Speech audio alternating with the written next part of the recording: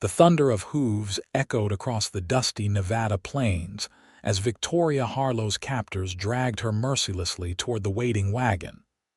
Blood trickled from her split lip, and tears streaked clean lines through the dust on her face. Three men, their faces shadowed beneath wide-brimmed hats, hauled her bound wrists with cruel efficiency while the fourth waited at the reins of the wagon, his rifle resting casually across his lap. "Please," Victoria begged, her voice hoarse from screaming. "My father will pay whatever you ask." "You don't have to do this."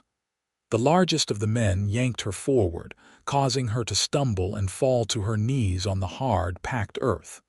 "Your father had his chance to pay, Miss Harlow. Now Brannigan's gonna pay double for you, and you'll work off the rest in his saloon until your pretty face ain't worth nothing anymore." Victoria choked back a sob. Just yesterday, she had been helping her father in their dry goods store in Humboldt, Nevada. Now, in the early summer of 1875, she found herself being sold to the most notorious saloon owner in the territory. The men laughed as they hauled her to her feet again, continuing the cruel march toward the wagon that would take her to a life worse than death. "Almost there, boys," called the driver, spitting a stream of tobacco juice into the dust. "Get her loaded up quick. Don't like sitting out in the open like this." What happened next came so fast that Victoria could scarcely comprehend it. A single shot rang out from somewhere behind them, and the driver's head snapped back as he tumbled from the wagon seat, his body hitting the ground with a sickening thud. The three men holding Victoria froze. Then, chaos erupted as they reached for their pistols. "Let the lady go," came a deep voice, calm and steady as stone. Victoria turned her head to see a lone figure astride a magnificent chestnut stallion. The sun silhouetted him dramatically, but she could make out a wide-brimmed hat and the glint of a silver star pinned to his leather vest. "This ain't your business, Daniels," snarled one of the men, keeping his grip on Victoria's arm while his other hand hovered near his holster. "I'm making it my business," the rider replied, his voice carrying across the distance without raising it. "Now cut those ropes and back away from Miss Harlow, or join your friend there in the dirt." The standoff lasted only seconds, though to Victoria it felt like hours.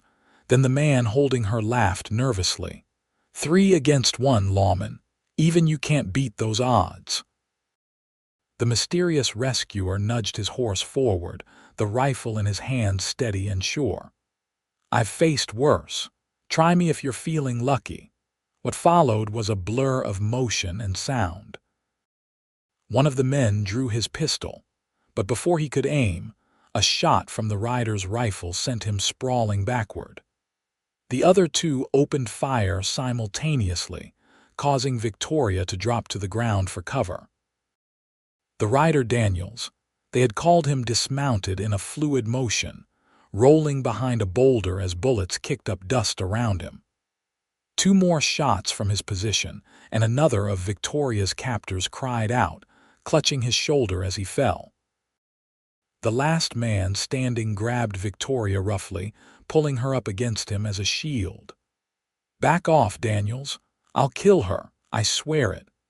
Victoria felt the cold press of steel against her temple and closed her eyes, certain her last moments had come. "You won't get the chance," came the steady voice, now alarmingly close. Victoria's eyes flew open to see Daniels standing just feet away, having somehow circled behind them in the chaos.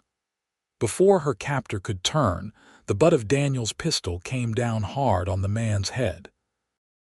His grip loosened, and Victoria stumbled forward as he crumpled to the ground. Strong hands caught her before she fell, and for the first time, Victoria looked directly into the face of her rescuer. Startling green eyes gazed back at her from a sun-weathered face, concern evident in the slight furrow of his brow. "Are you hurt, Miss Harlow?" he asked, already working to cut the ropes binding her wrists. "No," she managed, her voice trembling as the ropes fell away. "Just scared." "How do you know my name?" The man Daniels gave her a small smile that transformed his serious face. "Ethan Daniels, U.S. Marshal. Your father's been tearing apart the territory looking for you. When word reached me that the Watson gang was seen near Humboldt, I figured they might be involved in your disappearance." Victoria rubbed her raw wrists, still trying to process what had happened. "My father sent you." "Not directly," Marshal Daniels replied, guiding her gently toward his horse. "But the reward poster he put out caught my attention. 20 men from town have been searching the hills since yesterday." Victoria looked back at the men on the ground. One was clearly dead, the driver Daniels had shot first. The other 2 were wounded but alive, groaning and cursing as they clutched their injuries. "What will happen to them?" she asked. "They'll face a judge in Carson City," Daniels said, his voice hardening. "The Watson gang has terrorized this territory for too long. Kidnapping, robbery, worse." He paused, seeming to decide against elaborating further. "Can you ride, Miss Harlow? My horse can carry us both back to town." Victoria nodded, suddenly aware of how exhausted she was. Marshal Daniels helped her onto his horse before securing the surviving kidnappers to their own mounts. He collected their weapons efficiently, then swung up behind Victoria. The solid warmth of his chest against her back made Victoria suddenly conscious of how improper their position was, but given the circumstances, propriety seemed the least of her concerns. She felt safe for the first time since being dragged from her father's store the previous evening. "Thank you," she said softly as they began the ride back to Humboldt. "I don't know what would have happened if you hadn't come along." She felt rather than saw his nod. "Just doing my job, Miss Harlow." "Victoria," she corrected. "Please call me Victoria. After saving my life, I think you've earned that right." A moment of silence followed then. "Victoria, then, and you can call me Ethan." The sun was beginning its descent toward the western mountains as they rode, pulling the 2 bound prisoners behind them. Victoria found herself leaning back against Ethan's chest, her body giving in to exhaustion now that danger had passed. "Rest if you need to," he said, his voice rumbling through her. "You're safe now. We'll be back in town before nightfall." Victoria closed her eyes, letting the steady rhythm of the horse's hooves and Ethan Daniels' solid presence lull her into a state of security she'd thought she might never feel again. Humboldt was a small but prosperous mining town nestled in a valley of the Nevada high desert. As Ethan guided his horse down the main street with the 2 prisoners in tow, windows opened and people stepped out onto porches and boardwalks. Word of Victoria's kidnapping had spread quickly, and her return caused an immediate stir. "It's the Harlow girl," Marshal Daniels found her. "Someone fetch Mr. Harlow from the search party." The commotion grew as they approached the center of town. Victoria sat straighter, painfully aware of her disheveled appearance and the bruises she knew were forming on her face. "Sheriff's office first," Ethan said quietly. "We need to secure these men before the town decides to take justice into their own hands." Victoria nodded, understanding his concern. Even in a relatively civilized town like Humboldt, frontier justice could be swift and brutal when emotions ran high. Sheriff Morgan Thompson met them outside the jailhouse, his weathered face breaking into a rare smile when he saw Victoria. "Thank the Lord," he said, helping her down from the horse while his deputies moved to take custody of the prisoners. "Your father's been half mad with worry, Miss Harlow." "The Watson gang had her," Ethan explained, dismounting and handing the reins to a young deputy. "There was a 4th man, but he didn't make it. These 2 will need a doctor before they're fit for trial." Sheriff Thompson nodded grimly. "Doc Sullivan's in his office. I'll send for him." He turned to Victoria. "Are you hurt, child? Should we take you to the doctor as well?" "I'm fine," Victoria insisted, though her body ached from the rough handling and forced march. "I just want to see my father, Victoria." The shout came from down the street, and Victoria turned to see her father running toward her, his normally neat appearance disheveled from hours of searching. James Harlow was a tall man with graying hair and kind eyes, now wide with relief and residual fear. "Father!" Victoria cried, rushing to meet him. James Harlow caught his daughter in a fierce embrace, holding her as if he feared she might vanish again. "My girl," he murmured into her hair. "My precious girl, when I came back from the bank and found the store ransacked and you gone." His voice broke. Victoria clung to him, tears flowing freely now. "I'm all right, Father. Marshall Daniels saved me." James looked over his daughter's head at Ethan, who stood a respectful distance away. "Marshall," he said, his voice thick with emotion, "I don't know how to thank you." Ethan touched the brim of his hat in acknowledgement. "No thanks necessary, Mr. Harlow, just doing what needed doing." "Please," James insisted, keeping one arm around his daughter, "come to our home. Whatever reward I offered is yours and more." Ethan shook his head. "The reward's not why I took the job, sir. But I would like to speak with you both once Miss Harlow has had a chance to rest. These men may not have been working alone." Sheriff Thompson stepped forward. "Marshall's right.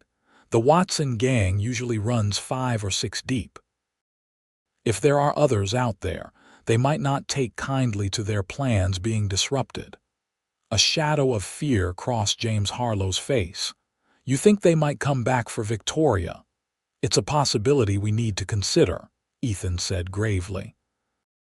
"At least until we know more about why they targeted your daughter specifically."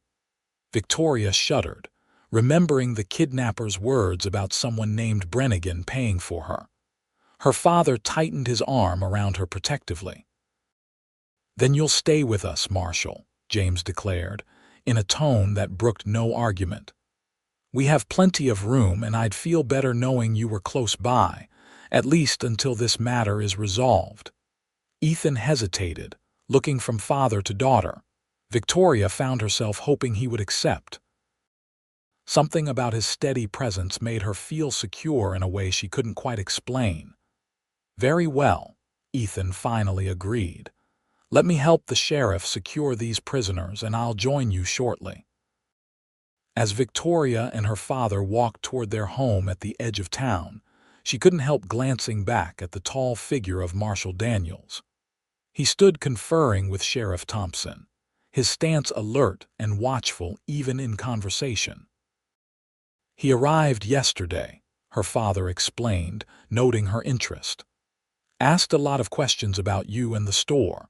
Said he'd been tracking the Watson gang for months and had reason to believe they might be in the area." Victoria frowned. "Why would they target us? We're not wealthy by any means." Her father's expression darkened. "I don't know, sweetheart, but I intend to find out." Their home was a modest 2-story house behind the general store with a small garden that Victoria tended herself. Mrs. Winters, the housekeeper who had helped raise Victoria after her mother's death 10 years prior, met them at the door with cries of relief and immediate fussing. "Look at you, child, bruised and filthy. What did those animals do to you?" She ushered Victoria inside, already calling for hot water to be brought up for a bath.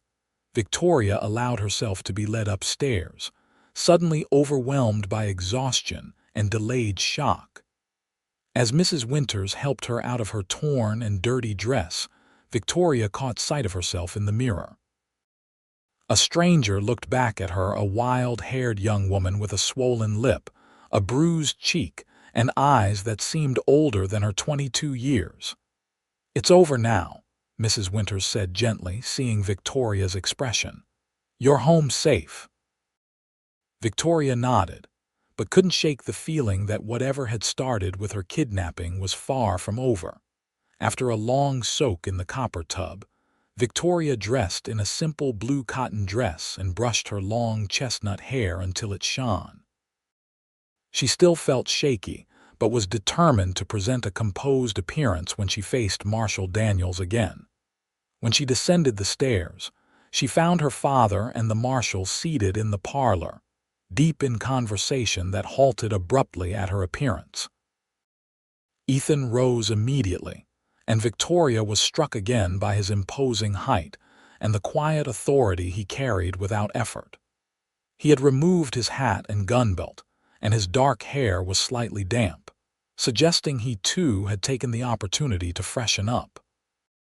"Miss Harlow," he greeted her, his green eyes taking in her transformed appearance. "You're looking much better." "Thank you, Marshal Daniels," she replied, taking a seat on the sofa opposite him. "I'm feeling more myself now." Her father cleared his throat. "The marshal has been sharing some disturbing information, Victoria. It seems your kidnapping wasn't random." Victoria's hands tightened in her lap. "I gathered as much. One of the men mentioned someone named Brannigan paying for me." Ethan nodded grimly. "Clayton Brannigan.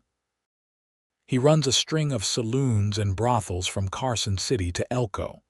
He's been trying to establish himself here in Humboldt, but your father and the town council have blocked his business license applications." "So this was revenge?" Victoria asked, feeling ill.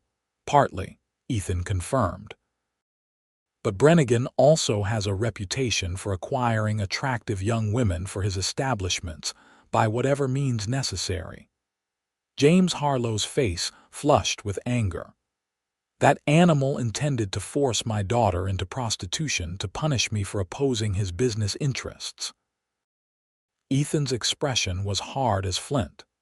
"That appears to be the case. Brannigan is careful to keep his own hands clean, working through men like the Watson gang.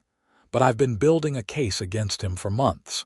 Your daughter's testimony could be the key to finally bringing him to justice." Victoria sat very still, processing this information. "You want me to testify against this man? In court?" "It would mean traveling to Carson City for the trial," Ethan acknowledged, "and possibly facing the men who kidnapped you again. I won't pretend it would be easy, Victoria." "She's been through enough," James protested. "Surely there must be another way." Ethan leaned forward, his gaze intense. "Mr. Harlow, I understand your concern, but without Victoria's testimony, Brannigan will likely escape conviction again, as he has before. And he'll continue to terrorize communities and young women across Nevada." Victoria took a deep breath. "I'll do it," she said firmly, surprising herself with her resolve. "If my testimony can stop this man from hurting other women, then I have to try." Her father looked at her with a mixture of pride and worry. "Victoria, are you certain these are dangerous people?" "I'm certain," she replied, lifting her chin. "I won't let fear dictate my actions." Ethan's expression softened slightly, and Victoria caught a glimpse of admiration in his eyes. "Your courage is commendable, Miss Harlow, but Mr. Harlow is right about the danger. Until Brannigan is in custody, you'll need protection." "That's why you're staying with us," James stated. "Mrs. Winters has prepared the guest room for you." Victoria looked between the two men, realizing that Marshal Ethan Daniels would be living under the same roof as her for the foreseeable future. The prospect sent an unexpected flutter through her stomach that had nothing to do with fear. "When do you expect Brannigan to make his move?" she asked, forcing her thoughts back to the matter at hand. "Hard to say," Ethan replied, "but he doesn't strike me as a man who accepts failure easily. When he learns his men failed and 2 were captured, he'll either try again or attempt to eliminate the witnesses against him." Victoria shuddered despite herself. How reassuring! A ghost of a smile touched Ethan's lips. "My apologies, Miss Harlow. I believe in being forthright about the situations I face." "As do I, Marshal," she returned, meeting his gaze directly. "I appreciate your honesty, even if the truth is unpleasant. Something passed between them in that moment, a recognition, perhaps, of kindred spirits.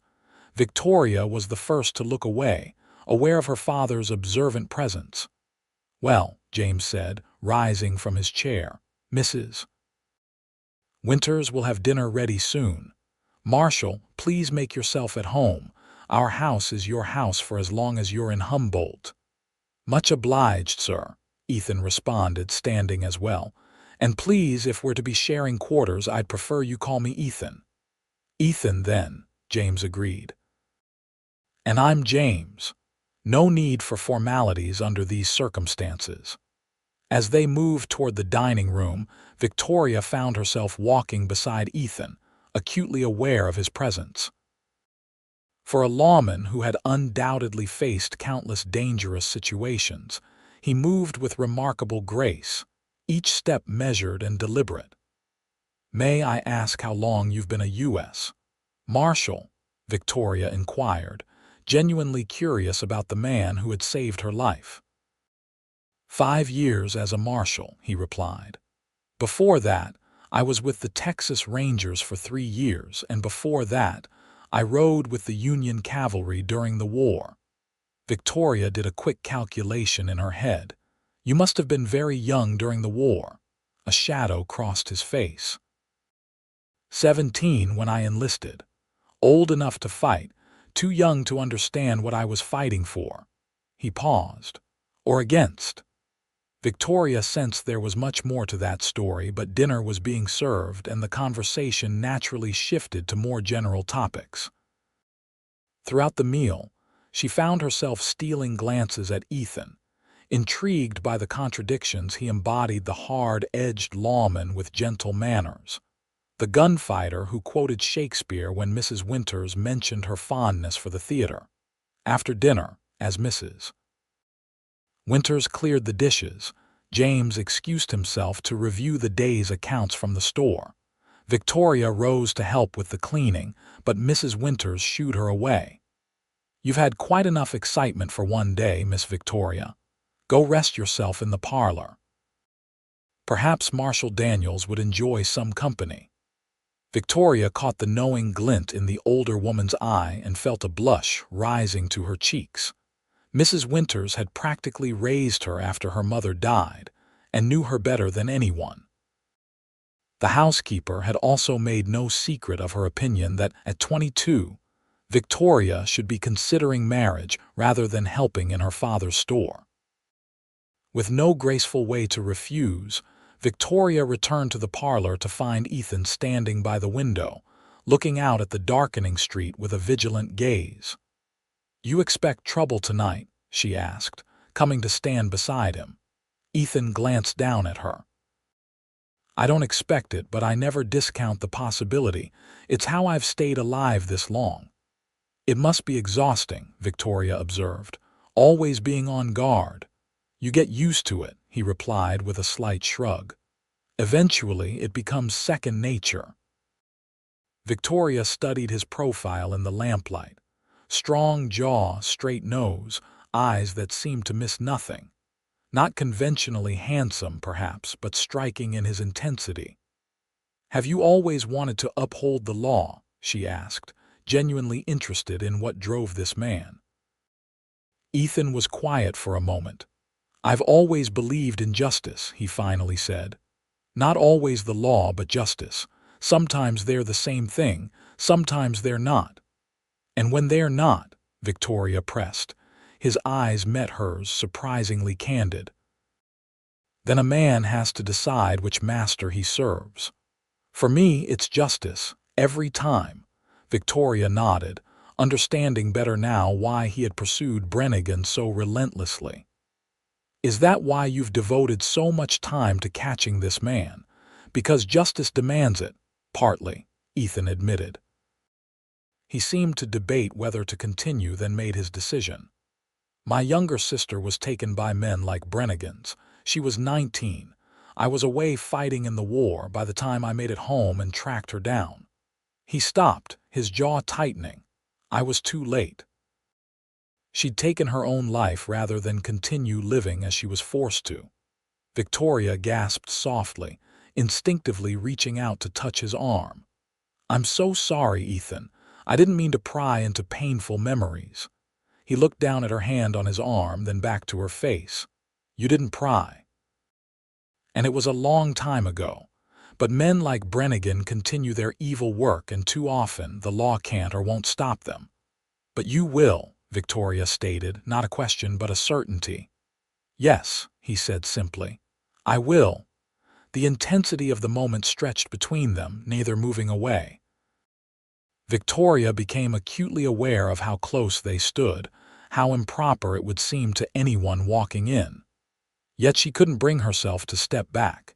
It was Ethan who finally broke the connection, moving slightly away to look back out the window. "You should get some rest, Victoria. Tomorrow we need to discuss safety precautions for you and your father." Victoria nodded, recognizing the dismissal but not offended by it. "Of course. Good night, Marshal Ethan." "Good night, Victoria," he replied softly. As she climbed the stairs to her bedroom, Victoria couldn't help but reflect on the complexity of the man now staying under their roof. Dangerous yet gentle, haunted yet determined. And despite the circumstances of their meeting, she found herself drawn to him in a way she had never experienced before. Sleep came surprisingly easily that night, perhaps because for the first time since her ordeal began, Victoria truly felt safe. The last thought before she drifted off was of steady green eyes and the promise they held not just of protection, but of something she couldn't yet name. The following week established a new routine in the Harlow household. Ethan proved to be an unobtrusive houseguest, often leaving early to coordinate with Sheriff Thompson or follow up on leads about Brannigan's operation. But he was always present at mealtimes and kept a watchful eye on the store when Victoria insisted on returning to work. "I can't hide away forever," she had argued when both her father and Ethan objected to her resuming her duties. "This is my life, and I won't let fear or Brannigan take it from me." Reluctantly, they had agreed, though Ethan established strict rules. Victoria was never to be alone in the store, never to walk unaccompanied even the short distance between the store and the house, and a loaded shotgun was kept within easy reach behind the counter. For her part, Victoria found herself watching Ethan when he thought no one was looking. The way he moved with fluid efficiency, the rare smiles that transformed his serious face, the gentleness he showed when helping misses. Winters carry heavy items or listening to James Harlow's stories of the early days of Humboldt. On the 7th day after her rescue, Victoria was arranging a new shipment of ribbons when the bell above the door jingled. She looked up with a welcoming smile that faltered when she saw Clayton Jeffries, the banker's son, swaggering in with his usual air of entitlement. "Miss Harlow," he greeted her with a tip of his hat. "How wonderful to see you recovered from your unfortunate experience." Victoria's smile thinned. Clayton had been pursuing her for months, undeterred by her polite but firm rejections. "Thank you, Mr. Jeffries. Was there something specific you needed today?" Clayton leaned against the counter, too close for comfort. "Just checking on your welfare.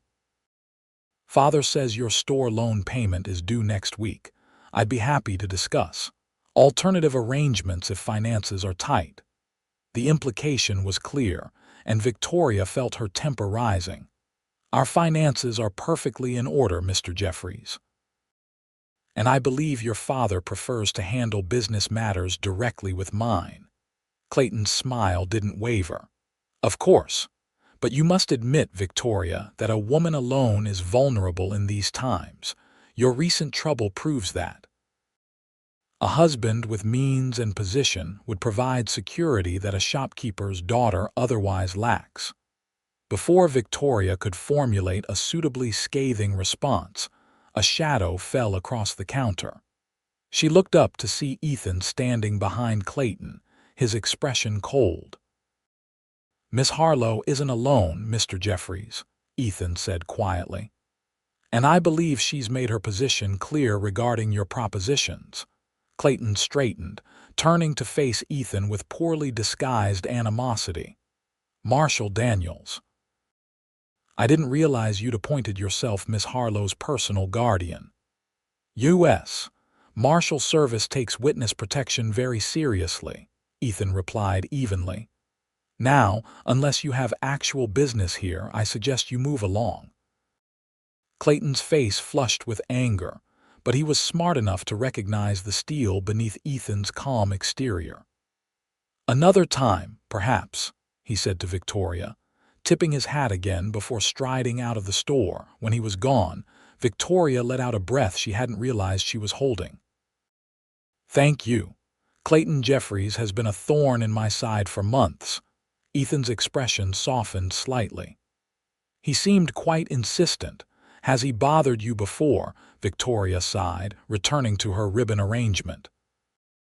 "Clayton believes his father's position as town banker entitles him to whatever or whomever he wants. I've made it clear I'm not interested, but he's persistent." "Some men don't understand the word no," Ethan observed, helping her straighten a bolt of fabric that Clayton had carelessly displaced. "Most men, in my experience," Victoria replied wryly, "at least when it comes from a woman." Ethan paused, looking at her directly. "I hope I'm not included in that assessment." Victoria felt her cheeks warm under his gaze. "No," she said softly. "You're not most men, Ethan." Something flickered in his eyes, surprise, perhaps, or pleasure at her words. Whatever it was, it vanished quickly as the door opened again, and James Harlow entered, carrying a stack of mail. "Letter from the circuit judge," he announced, handing an official-looking envelope to Ethan. "Express rider just delivered it." Ethan opened the letter, scanning its contents with a frown. "The trial's been set for 3 weeks from now in Carson City. Judge Harmon wants Victoria's deposition taken beforehand in case—" He hesitated. "In case Brannigan succeeds in silencing me before the trial," Victoria finished for him, appreciating his attempt to spare her but preferring honesty. Ethan nodded grimly. "Precisely. The judge is sending his clerk to Humboldt tomorrow to take your statement under oath." James Harlow set down the rest of the mail with a troubled expression. "This will make it official. Once her deposition is recorded, Brannigan will know for certain that Victoria can testify against him." "He likely already suspects it," Ethan pointed out. "But yes, this will confirm it. We'll need to be extra vigilant from tomorrow forward." Victoria straightened her shoulders, determined not to show the fear that fluttered in her stomach. "I won't back down. If giving my testimony helps put this man behind bars, then that's what I'll do." Ethan's gaze held a mixture of admiration and concern. "Your courage is commendable, Victoria, but courage alone won't stop a bullet. From now on, you don't go anywhere without me or your father at your side." The gravity of his words settled over the room. Victoria nodded her acceptance, recognizing that the danger was very real. Yet despite the threat hanging over her, she couldn't help but feel a small, inappropriate thrill at the prospect of spending more time in Ethan's company. The judge's clerk arrived the following day, a nervous young man named Edwin Powell, who had clearly never ventured far from Carson City before. He set up his materials in the Harlow parlor, carefully arranging ink, pen, and official papers while Victoria sat opposite him, Ethan standing vigilantly by the window. "Now, Miss Harlow," Powell began, adjusting his spectacles, "I'll need you to recount the events of your kidnapping in as much detail as possible. Take your time and try to recall every word spoken, particularly any mention of Mr. Brannigan or instructions that appeared to come from him." Victoria took a deep breath and began her account, starting with the moment 3 men had entered her father's store late in the afternoon. She described how they had claimed to be looking for mining supplies, then suddenly drawn weapons and forced her out the back door while the store was momentarily empty of other customers. "They mentioned Brannigan by name?" Powell asked, scribbling furiously. "Yes," Victoria confirmed. "The tallest one, I later heard the others call him Silas, said. Brannigan's paying good money for this one. Says she'll fetch top dollar with that face and figure." Powell's pen scratched across the paper. "And they specifically mentioned your father's opposition to Mr. Brannigan's business interests." Victoria nodded. "When I asked why they were doing this, the same man said, 'Your pa should have minded his own business instead of blocking Brannigan's saloon. Now he'll learn what happens to folks who cross the wrong man.'" As she continued her testimony, Victoria was aware of Ethan's presence, his attention focused intently on her words. Occasionally their eyes would meet, and she would find strength in his steady gaze to continue through the more difficult parts of her ordeal. When she described the moment of her rescue, Powell glanced up at Ethan with newfound respect. "You single-handedly confronted 4 armed men, Marshal Daniels." Ethan shifted uncomfortably. "I had the element of surprise, and only 3 were armed at the time." "Still," Powell said, clearly impressed, "that was extraordinary bravery." Victoria smiled slightly. "Marshal Daniels is being modest. He saved my life at considerable risk to his own." Ethan cleared his throat. "Miss Harlow's testimony is what matters here, not my actions." Powell nodded and returned to his questioning. By the time they finished, the afternoon had waned into evening, and Victoria felt emotionally drained from reliving the experience in such detail. "Thank you, Miss Harlow," Powell said, gathering his papers. "Your testimony is compelling and specific. If the judge deems it credible, and I have no doubt he will, it should be enough to issue warrants for the arrest of Clayton Brannigan and any remaining members of the Watson gang." After Powell departed, escorted to the hotel by Sheriff Thompson, Victoria remained in the parlor, staring into the fire that Mrs. Winters had lit against the evening chill. Ethan brought her a cup of tea and sat across from her, his expression thoughtful. "You did well today," he said quietly. Many witnesses falter when asked to recount traumatic events in such detail. Victoria sipped the hot tea gratefully. "I just told the truth. It wasn't pleasant to relive it, but if it helps put Brannigan away—" "It will," Ethan assured her. "Your testimony was clear and consistent. Juries respond to that." They sat in companionable silence for a moment before Victoria asked the question that had been on her mind all day. "What happens after the trial? Will you move on to your next assignment?" Ethan looked into the fire, his profile strong in the flickering light. "That depends on the outcome. If Brannigan is convicted, yes, I'll likely be sent wherever I'm needed next." Victoria tried to ignore the disappointment that settled in her chest at his words. "Of course. I imagine the life of a U.S. Marshal doesn't allow for putting down roots in any one place." "It hasn't so far," he acknowledged, his gaze shifting to her face. "Though I've never had reason to consider it before." The implication in his words hung between them, unspoken but unmistakable. Victoria felt her heart quicken as their eyes held for a long moment. The spell was broken by Mrs. Winters bustling in to announce dinner. As they rose to join James in the dining room, Ethan lightly touched Victoria's elbow, a gesture of support that sent warmth spreading through her despite its brevity.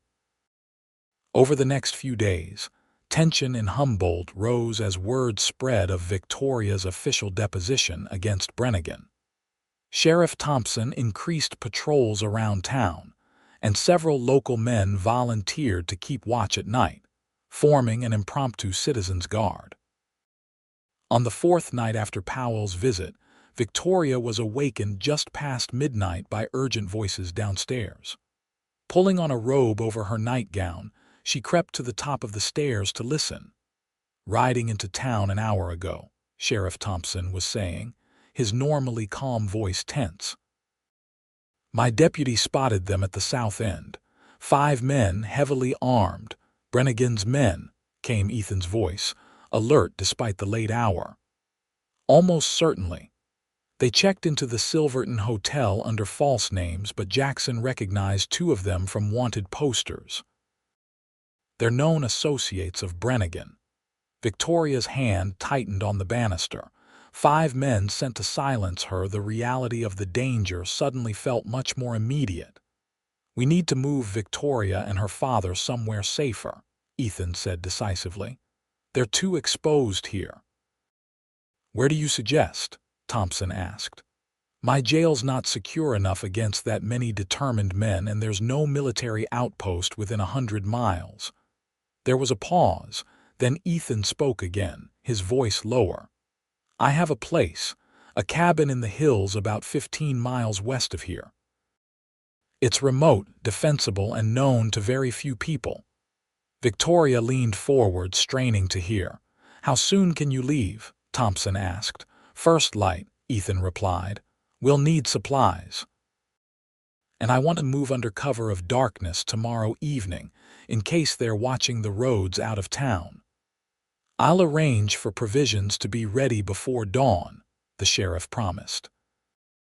And I'll spread some false information about Victoria and her father taking the eastbound stage to throw them off your trail. Victoria had heard enough. She descended the stairs, making no effort to conceal her presence. Both men turned sharply at the sound of her footsteps, reaching instinctively for their weapons before recognizing her. Victoria, Ethan said, his expression softening slightly.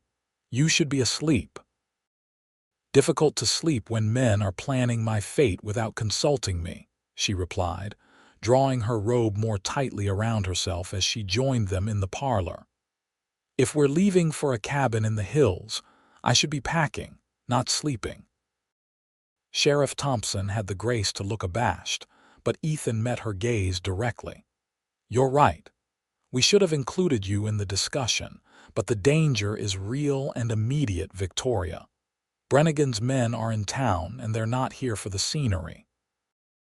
I understand the danger, Victoria said firmly, and I'm not objecting to the plan. I just want to be treated as a participant in my own protection, not a package to be moved about. Ethan studied her for a moment, then nodded. Fair enough. We leave at first light. Pack only what's essential, a few changes of clothes. Anything of value you can't bear to leave behind. The cabin is small but secure, with provisions already stocked. My father, I'll wake him shortly, Ethan assured her. Sheriff Thompson will remain here in Humboldt to monitor Brannigan's men and maintain the impression that you're still in town as long as possible. Victoria turned to the sheriff. Be careful, Sheriff. These men sound dangerous. Thompson's weathered face creased in a smile. Don't you worry about me, Miss Harlow. I've been dealing with troublemakers in this territory since before you were born. After the sheriff departed, Victoria stood in the parlor with Ethan, acutely aware of her state of undress despite the modest robe that covered her nightgown. This cabin of yours, she began, seeking to dispel the sudden awkwardness. Is it somewhere you go often? Ethan shook his head. Not often. It's more of a refuge for emergencies like this, somewhere I can go to ground when needed. And few people know about it. Very few, he confirmed. Which is why it should be safe for you and your father. Victoria nodded, then asked the question that had been forming in her mind since overhearing their conversation. And after we reach this cabin, what then? Do we simply hide until the trial? Ethan's expression turned grim. Ideally, yes. But if Brannigan's men are already in Humboldt, they won't give up easily. They'll search for you, and eventually they might find the cabin's location. When that happens, we need to be prepared. Prepared to fight, you mean, Victoria clarified, a chill running through her despite the warmth of the room. I hope it doesn't come to that, Ethan said quietly.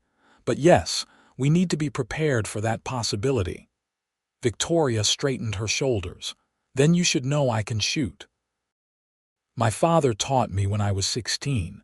I'm not expert with a pistol, but I'm competent with a rifle. Surprise flickered across Ethan's face, followed by what might have been approval. That's good to know. Most women I've encountered haven't had such training.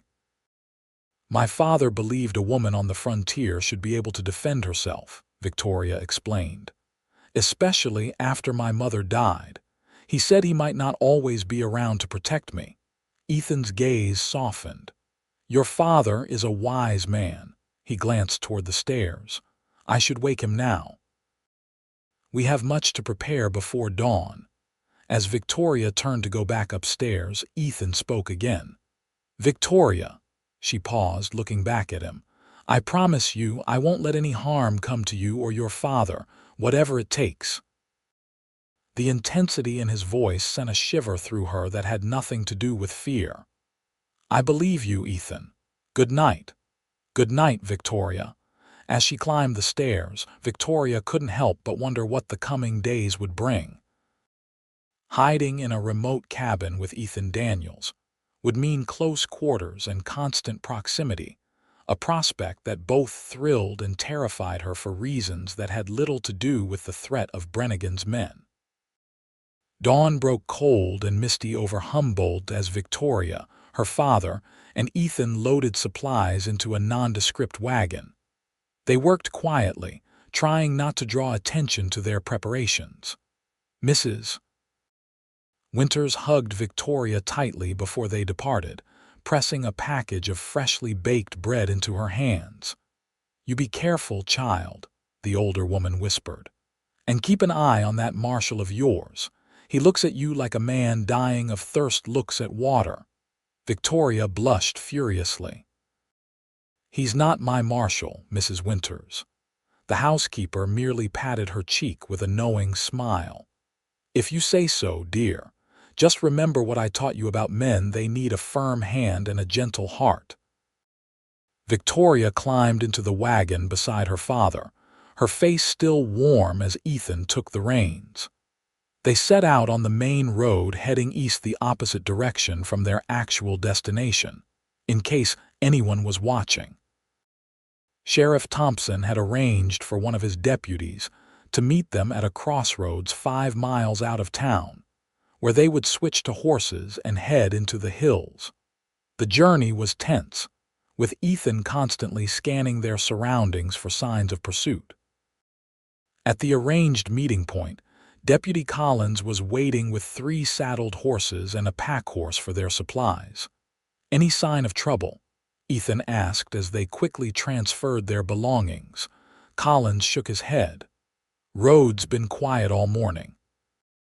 Sheriff says Brannigan's men are still at the hotel, though 2 of them were asking questions at the stage office about eastbound departures. Good, Ethan said. That means our diversion is working. Head back to town now, and remember if anyone asks. You were patrolling the eastern road and saw nothing unusual. The deputy nodded and mounted his horse, turning back toward Humboldt while Ethan helped Victoria into her saddle. The terrain grew increasingly rugged as they headed west into the hills, following game trails and dried creek beds that showed little sign of human passage. By midday, they had climbed high enough that Victoria could look back and see the town of Humboldt in the distance, a small cluster of buildings nestled in the valley below. The air was cooler at this elevation, and pine trees began to replace the scrub brush of the lower slopes. James Harlow, who had been mostly silent during their journey, finally spoke. How much farther to this cabin of yours, Marshal? Another 3 hours at this pace, Ethan replied, guiding his horse around a rocky outcropping. We'll reach it before sunset. Victoria observed her father with concern. At 53, James was still strong and capable, but the strain of recent events was evident in the new lines around his eyes and the way he sat slightly hunched in his saddle. We can rest a while if you need to, father, she suggested gently. James straightened, as if caught in a moment of weakness. "I'm fine, Victoria. Just thinking about the store. I hope Thompson remembers to check the roof for leaks if it rains. That back corner has been trouble since last winter." Victoria exchanged a glance with Ethan, both recognizing James's attempt to maintain normalcy in an extraordinary situation. "I'm sure he will, Father, and Mrs. Winters won't let him forget." They continued their journey in companionable silence, stopping occasionally to rest the horses and eat some of Mrs. Winters' bread with dried beef. The landscape grew wilder and more beautiful as they climbed, with expansive views of the Nevada high country spreading out around them. Late in the afternoon, they descended into a small, sheltered valley nestled between two ridges. A clear stream ran through it, and near the far end, partially hidden by a stand of tall pines, stood a sturdy log cabin. "There it is," Ethan said, pointing. "Home, at least for the time being." Victoria studied the cabin as they approached. It was larger than she had expected, with a stone chimney and a covered porch across the front. The location was perfect for a hideaway difficult to find unless you knew exactly where to look, yet with good visibility of the surrounding area. "It's lovely," she said, surprised by the rustic charm of the place. "Have you owned it long?" "5 years," Ethan replied, dismounting and coming to help her down from her horse. "Bought it from an old trapper who was heading back east. I've added to it over time when I could." His hands settled at her waist as he lifted her effortlessly from the saddle. For a moment, they stood close enough that Victoria could feel the warmth of his breath, see the flecks of gold in his green eyes. Then he stepped back, turning to help her father dismount as well.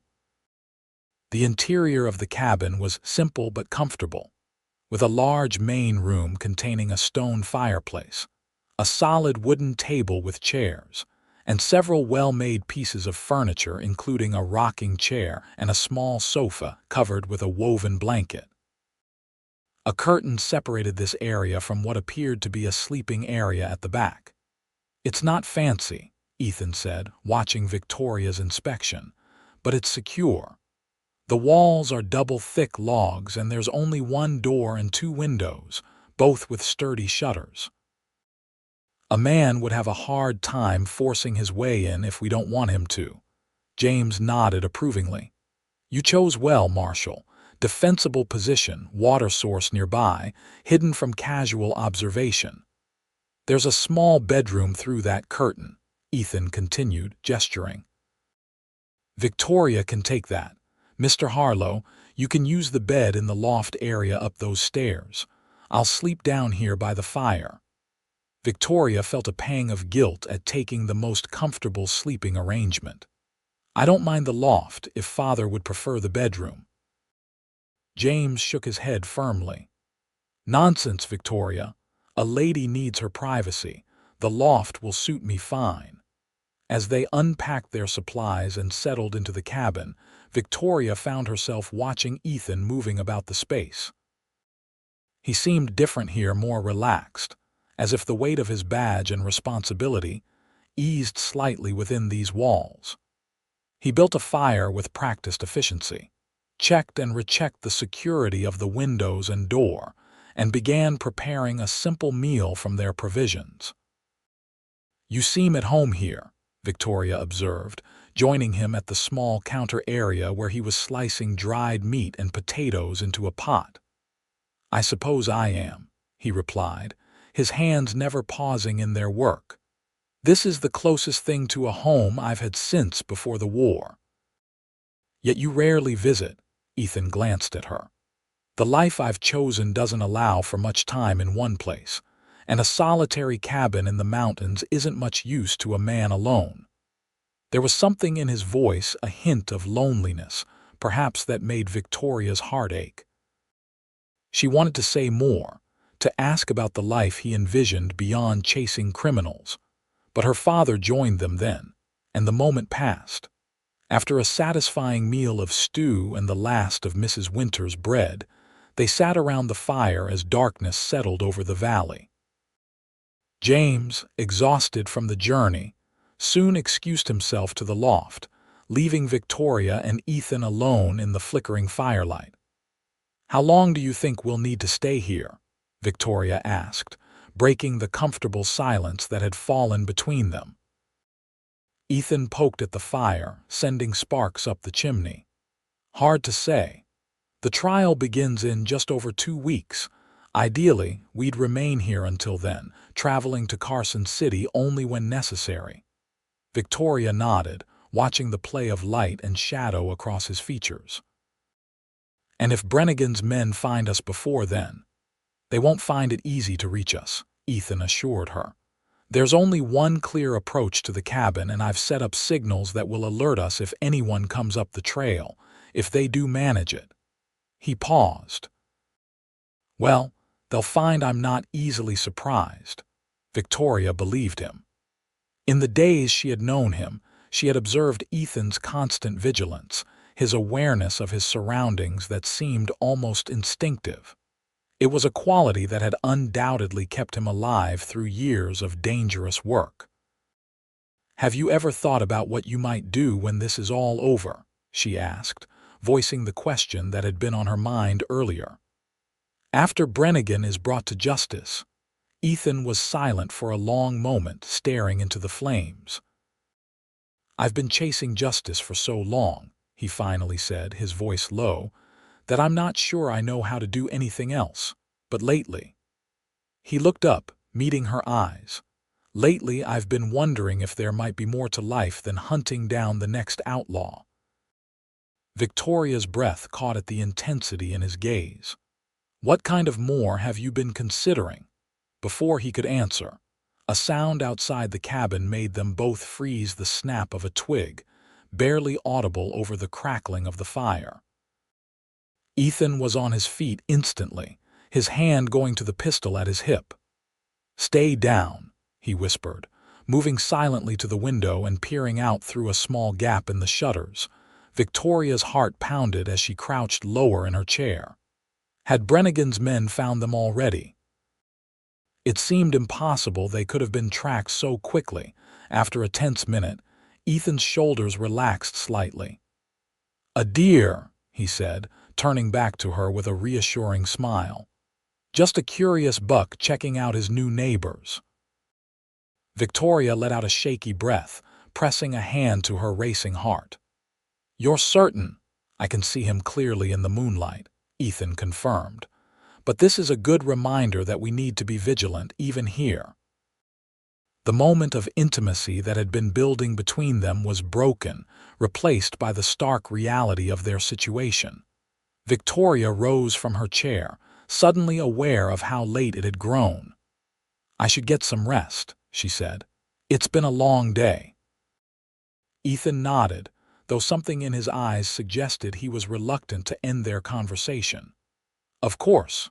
Sleep well, Victoria. I'll keep watch for a while longer." "Good night, Ethan," she said softly, hesitating at the curtain that separated her bedroom from the main room. "And thank you for everything you're doing to protect us." His smile in the firelight made her heart skip. "No thanks necessary. Get some rest now." As Victoria prepared for bed in the small but comfortable bedroom, she found herself reflecting on the strange turn her life had taken. Just over a week ago, she had been a shopkeeper's daughter with a predictable existence in a small Nevada town. Now she was in hiding, a key witness against a dangerous criminal, and most surprising of all, developing feelings for a U.S. Marshal with haunted eyes and gentle hands. She fell asleep to the comforting sounds of Ethan moving quietly about the cabin, securing their sanctuary against the dangers that might lurk in the darkness beyond. The days at the cabin settled into a rhythm that was both strange and comforting. Mornings began early, with Ethan often already awake and checking the perimeter when Victoria emerged from her room. They shared simple meals prepared from their provisions, supplemented by fresh trout that Ethan caught in the nearby stream and wild berries that Victoria gathered from bushes surrounding the clearing. James Harlow, after his initial restlessness, seemed to embrace the forced respite from the store. He spent hours reading books that Ethan had accumulated on the cabin's small shelf, occasionally stepping outside to sit in the sunshine and sketch the landscape with pencil and paper that Victoria had thoughtfully packed. On the third day, as Victoria was washing dishes from their midday meal, Ethan approached her with a determined expression. "I'd like to see how well you handle a rifle," he said without preamble.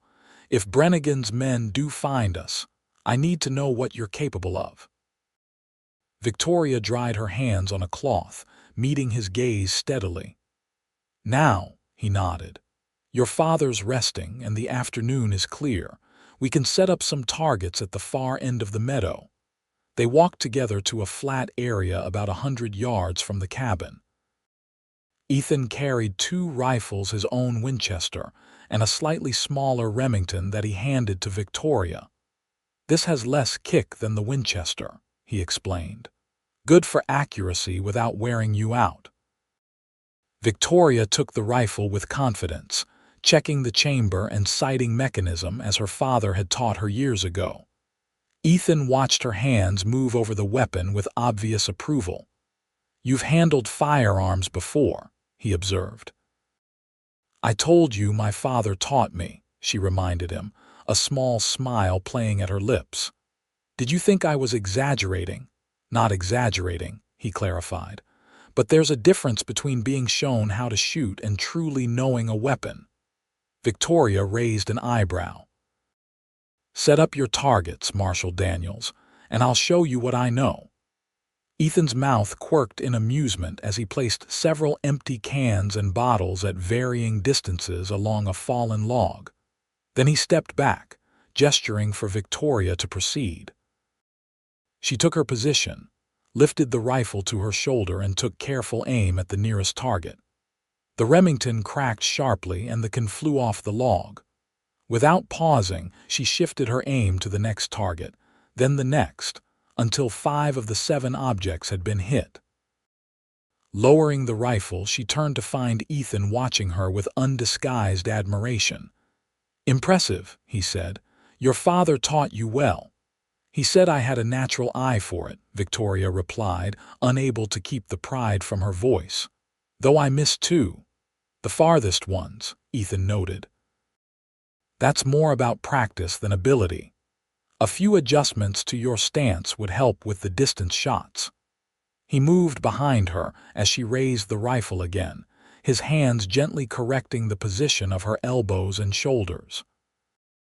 Victoria was acutely aware of his proximity, the solid warmth of his chest just inches from her back, his breath stirring the loose strands of hair near her ear. "Like this," he murmured, his voice low. "Keep your left elbow dropped slightly. It steadies the barrel for the longer shots." Victoria tried to focus on his instructions rather than the flutter in her stomach at his nearness. She sighted down the barrel at one of the remaining targets, adjusted as he had shown her, and squeezed the trigger. The bottle exploded in a satisfying spray of glass. "Perfect," Ethan said, his hands lingering on her shoulders a moment longer than necessary before he stepped back. They spent another hour practicing, with Ethan offering occasional guidance that improved Victoria's already solid marksmanship. By the time they returned to the cabin, she felt more confident in her ability to defend herself if the need arose. James was awake and sitting on the porch, his sketchbook open on his lap. He looked up as they approached, smiling at the rifle Victoria carried. "I heard the shooting. How did she do?" "Your daughter is quite the marksman, Mr. Harlow," Ethan replied, a note of respect in his voice that made Victoria stand a little straighter. "With a bit more practice, she could outshoot most men I know." James nodded, unsurprised. "Victoria has always been a quick study, whether it's bookkeeping, bargaining with suppliers, or shooting. Her mother was the same way capable of anything she set her mind to." Victoria felt a warm glow at the comparison to the mother she still missed dearly. "I had good teachers," she said, glancing from her father to Ethan. That evening, as they sat around the fire after dinner, the conversation turned to their eventual journey to Carson City for the trial.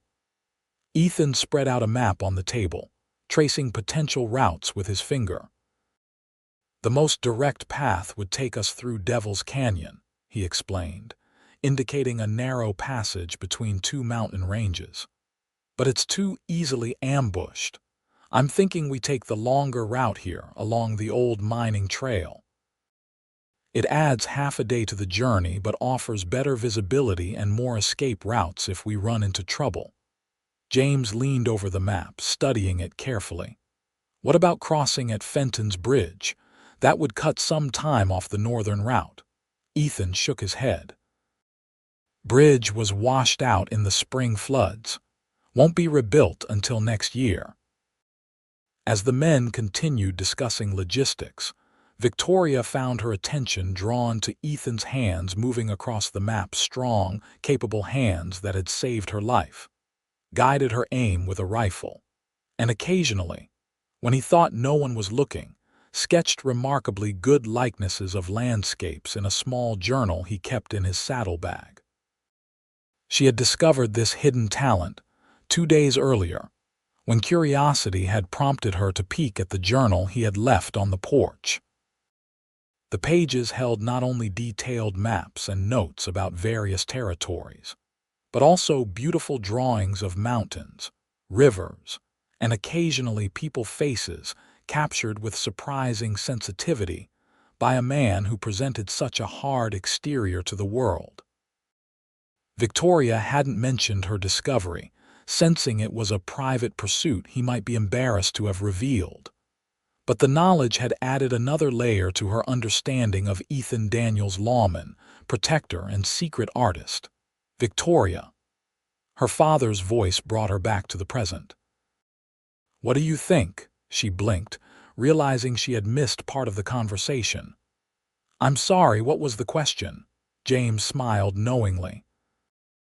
"Ethan suggested we might want to consider staying in Carson City for some time after the trial, in case Brennigan has associates who might seek revenge if he's convicted.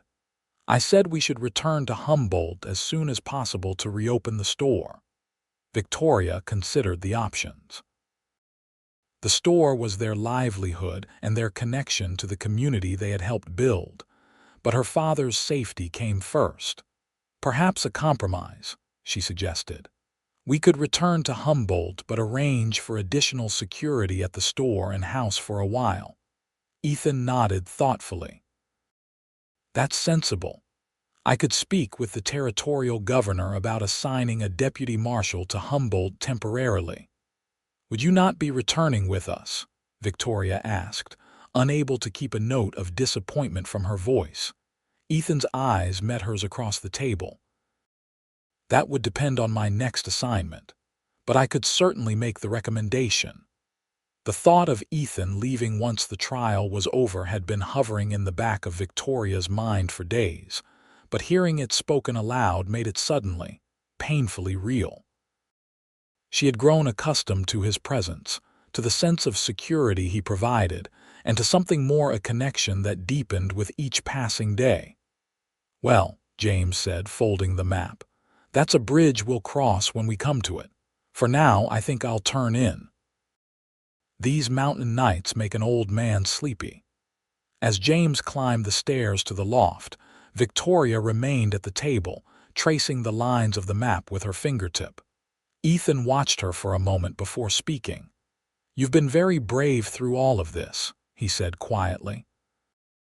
"Many people would have fallen apart after what you've endured." Victoria looked up at him. "I don't feel brave. Most of the time I'm terrified. I just try not to show it." "That's what courage is," Ethan replied. "Not the absence of fear, but acting despite it." Victoria smiled wryly. "Is that what you do? Act despite your fear?" "Every day," he admitted, surprising her with his candor. "Fear keeps you alive in my line of work. It's when you stop feeling it that you make mistakes." "What are you afraid of, Ethan Daniels?" Victoria asked softly, genuinely curious about what could frighten this seemingly fearless man. He was quiet for so long that she thought he might not answer. Then, his voice low and measured. "I'm afraid of failing those who depend on me. Of not being fast enough or smart enough when it matters most." He paused, his eyes meeting hers with unexpected vulnerability. "And lately, I've been afraid of what happens after this is all over." Victoria's breath caught. "What do you mean?" Ethan leaned forward slightly, his gaze intent. "For years, my life has had a clear purpose: find the next criminal, bring them to justice, move on to the next assignment. It's been simple in its way. Lonely, but simple." He hesitated. "But meeting you, it's made me question whether that's enough anymore." The air between them seemed charged with possibility. Victoria's heart thundered in her chest as she gathered her courage. "And what have you concluded?" Before he could answer, a distinctive sound from outside the cabin made them both freeze, the sharp whistle of a bird that shouldn't be calling at night. Ethan was on his feet instantly, his hand going to his pistol. "That's one of my signals," he whispered, moving to extinguish the lamp on the table, leaving only the dim glow from the fireplace. "Someone's on the trail." Victoria's blood turned cold. "Brannigan's men." "Or someone who's lost their way," Ethan replied, though his expression suggested he didn't believe it. "Stay here. Keep your rifle close, but don't shoot unless I give the signal." He moved silently to the window, peering out into the darkness. Victoria retrieved the Remington from its place near the door, her hand steady despite her racing heart. She watched as Ethan checked his pistol, then took his rifle from its rack by the door. "Wake your father," he instructed softly. "Tell him to stay in the loft and keep watch from the upper window. I'm going out to circle around and see who our visitors are." "Ethan," Victoria whispered urgently as he prepared to slip through the door. "Be careful." He looked back at her, a ghost of a smile crossing his features. "Always am." Then he was gone, a shadow melting into the darkness outside. Victoria hurried to the loft ladder, climbing quietly to wake her father. James was alert immediately, reaching for his own pistol as she explained the situation.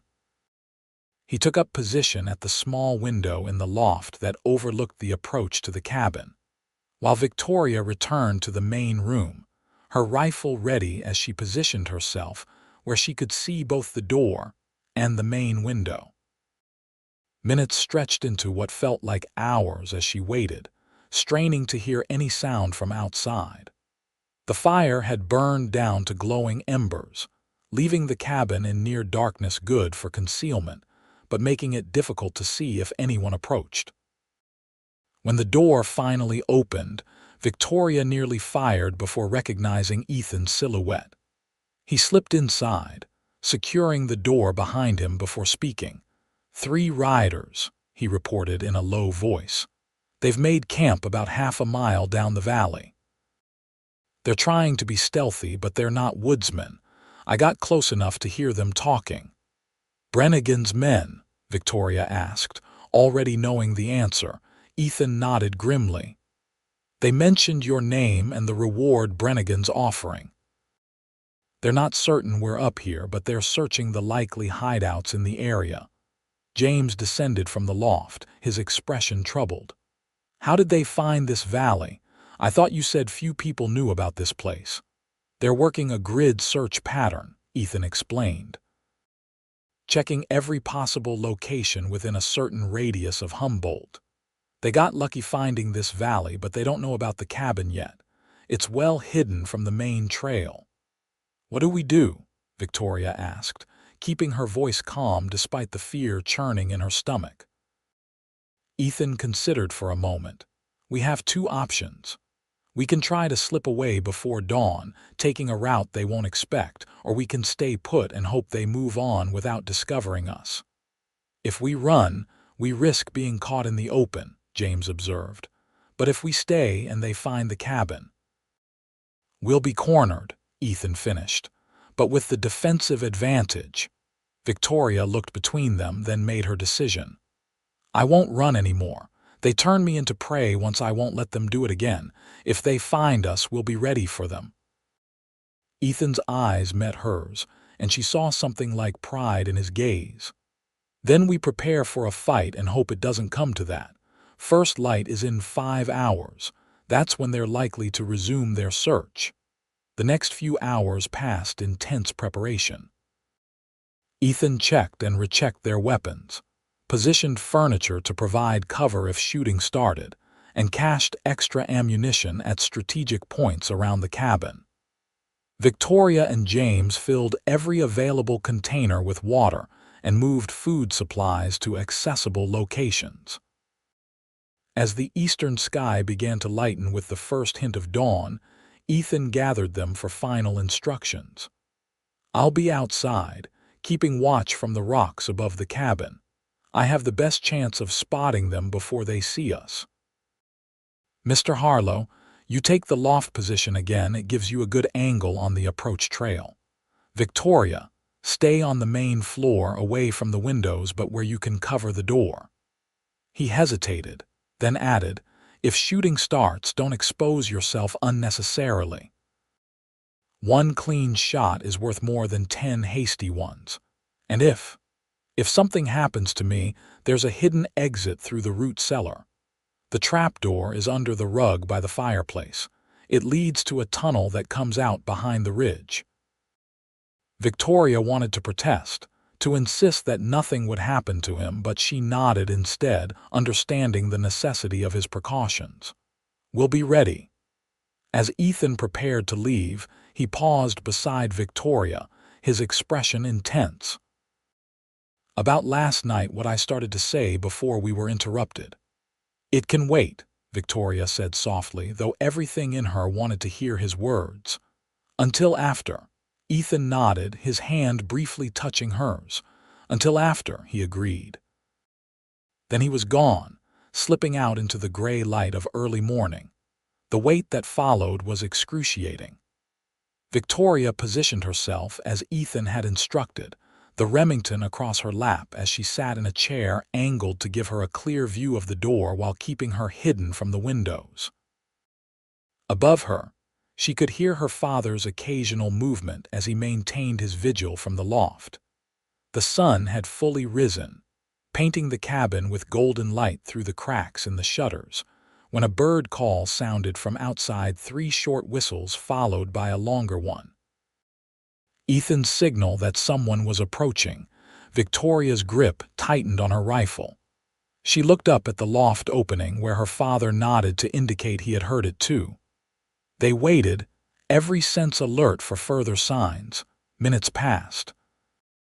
Then came the sound of voices, distant at first, then growing clearer as they approached the cabin. Men's voices, rough with fatigue and frustration. Wasting our time up here. Probably halfway to California by now. Brennigan said to check every cabin and mine shaft in these hills. You want to tell him we got tired and gave up? I'm just saying, 3 days of riding and nothing to show for it. Victoria held her breath as the voices drew nearer. They had found the cabin. Now everything depended on whether Ethan could remain hidden and what the men intended to do. A heavy knock rattled the cabin door. Hello, the house. Anybody home? Victoria remained motionless, her finger resting lightly beside the trigger of her rifle. The men waited a moment, then knocked again, harder. Looks abandoned, one of them said. But there's a woodpile round back that ain't old. Someone's been here recently. Try the door, another voice commanded. The latch rattled as someone tested it, finding it locked. Locked from inside, the man reported. Want me to break it down? There was a pause then. No. Circle around first, check the windows. Could be a trapper's cabin. No sense making enemies if we don't need to. Victoria heard footsteps moving around the exterior of the cabin, pausing at each window to peer through gaps in the shutters. She pressed herself deeper into the shadows of her position, praying they wouldn't spot her or her father in the loft. Can't see much. one of the men reported as they completed their circuit. Place looks lived in, though. Fresh ashes in the fireplace, visible through the chimney. "Break it down," came the command. Victoria steeled herself, raising her rifle to her shoulder as the first impact shook the heavy door. It held firm. Ethan had reinforced it well, but she knew it wouldn't withstand a determined assault for long. The men outside seemed to reach the same conclusion. "This ain't no ordinary cabin door," one observed. "Somebody doesn't want visitors." "Or they're hiding something or someone," replied another voice. "Jenkins, get the axe from the pack horse." Victoria's mind raced. Where was Ethan? Why hadn't he made his move yet? She glanced up at the loft opening, meeting her father's concerned gaze. He gestured slightly with his pistol, asking without words if they should open fire now. Victoria shook her head minutely. Ethan had a plan. They needed to trust him. The sound of approaching hoofbeats interrupted the men's efforts, a horse coming fast up the trail toward the cabin. Victoria's heart leapt. "Ethan, rider coming," one of the men shouted. Victoria heard the metallic click of weapons being drawn, followed by a voice she recognized as Sheriff Thompson's. "Morning, gentlemen.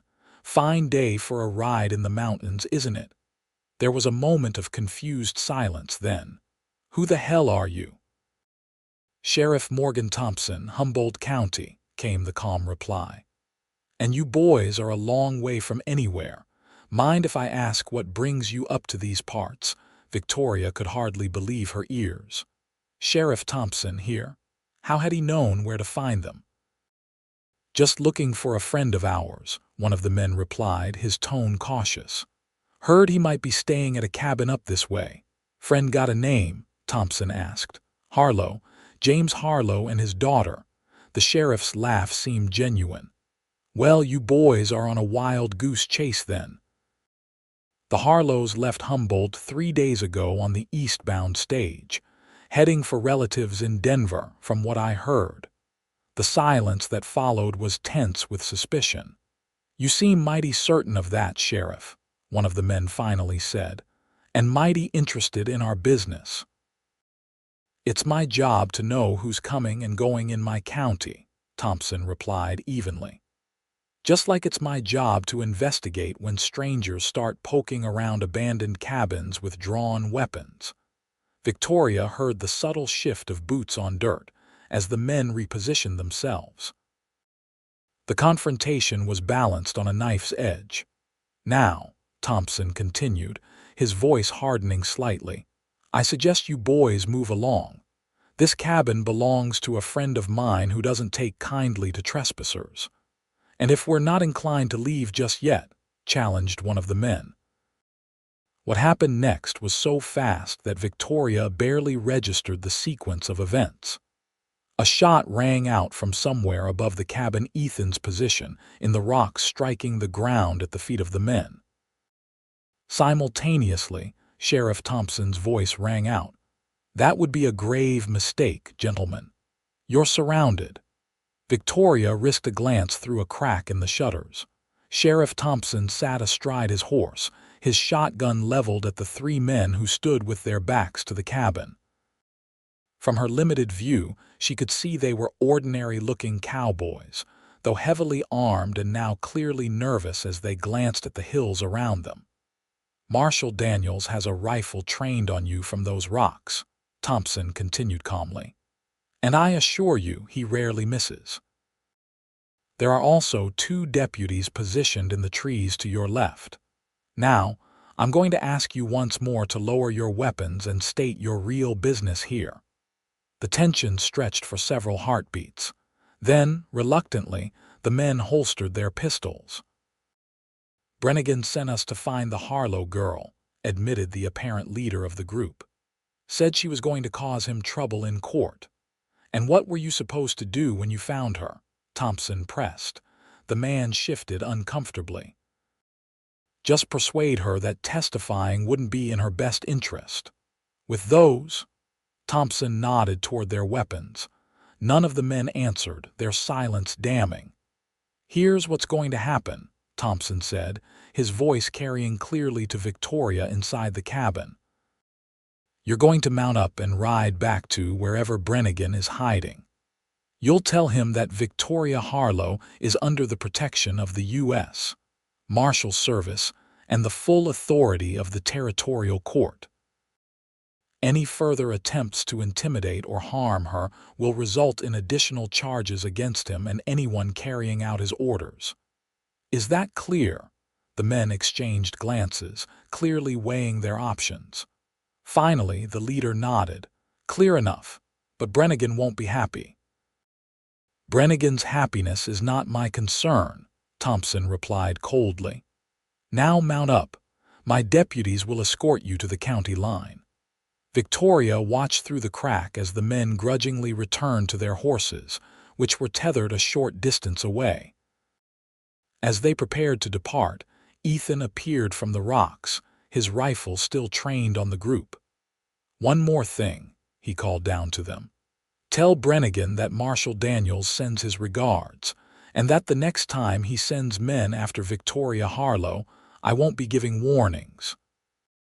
The threat in his voice was unmistakable. The men mounted quickly, casting wary glances at Ethan as they turned their horses back down the trail. Two riders that Victoria hadn't seen before the supposed deputies Thompson had mentioned fell in behind them. Only when the sounds of hoofbeats had faded into the distance did Victoria dare to move from her position. She unlocked the cabin door with trembling hands and stepped onto the porch, where Ethan and Sheriff Thompson were now conversing in low voices. Both men turned as she appeared, relief evident on their faces. "Victoria," Ethan said, quickly closing the distance between them. "Are you all right?" "I'm fine," she assured him, though her voice wasn't as steady as she would have liked. "How did the sheriff know where to find us?" Thompson dismounted, removing his hat as James Harlow emerged from the cabin as well. "Wasn't hard to figure. When Brannigan's men started asking specific questions about the hills west of town, I knew they were getting close. Thought you might appreciate some backup, Marshal." Ethan nodded gratefully. "Your timing was perfect, Sheriff, and the deputies." Thompson's weathered face creased in a smile. "No deputies, just my imagination and your well-placed shot. They bought it, though." "Will they really leave the area?" James asked, concern evident in his voice. "They will," Ethan confirmed. "Men like that are cowards at heart. They expected an easy target, not armed resistance. They'll report back to Brannigan that the risk isn't worth the reward." Victoria released a breath she hadn't realized she was holding. "So it's over." Ethan's expression softened as he looked at her. "This attempt, yes, but we still need to get you safely to Carson City for the trial. Brannigan has too much at stake to give up entirely." "The good news," Thompson interjected, "is that the circuit judge arrived in Humboldt yesterday, ahead of schedule. He's reviewed Victoria's deposition and issued warrants for Brannigan and his remaining associates. Marshals are already searching for him in Carson City and Virginia City." Hope bloomed in Victoria's chest. "So we might not need to testify after all. If they capture him before the trial, he'll still stand trial," Ethan explained. "But if he's captured with evidence of his operations, your testimony becomes supporting evidence rather than the cornerstone of the case." James laid a hand on his daughter's shoulder.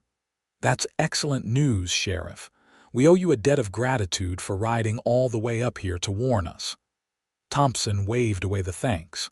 "Just doing my job. Besides, I've known you folks too long to let some saloon criminal threaten your family." He turned to Ethan. "What's your plan now, Marshal? Still heading to Carson City?" Ethan nodded. "Yes, but perhaps not as urgently as before. We'll stay here another day or two, then take the northern route. It's longer but less likely to be watched if Brannigan has more men in the area." As the men continued discussing logistics, Victoria found herself studying Ethan's profile. remembering their interrupted conversation from the previous night. He had been about to tell her something important, something about what happened after the trial, after Brannigan was captured.